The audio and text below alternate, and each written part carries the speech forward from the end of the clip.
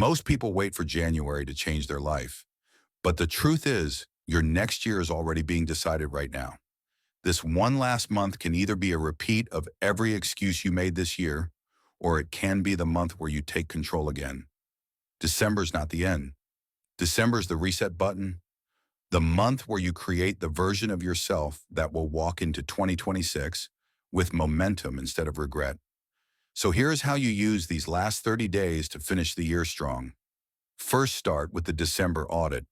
Write down three things: one habit you will eliminate, one habit you will start, and one goal you will finish before the year ends.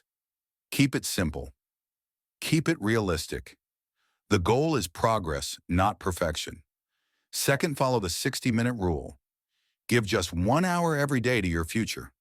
20 minutes of movement, 20 minutes of learning, 20 minutes of building. If you do this daily, you will invest over 30 hours into your future self before the year ends. Most people waste those same 30 hours on scrolling. You will use them to separate yourself. Third, remove distractions for the next 30 days.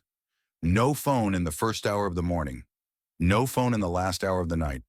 Protect your focus, protect your mind, protect your energy. You can rebuild your entire discipline just by cutting these 2 hours of distraction. And remember, you do not need a perfect plan. You just need to start. You just need to show up. Consistency beats motivation every single time. When you wake up on January 1st, you can either feel the weight of everything you did not do or the momentum of everything you started in December. 1 month is enough to change your direction. 1 month is enough to rebuild your confidence. 1 month is enough to finish this year stronger than you started it.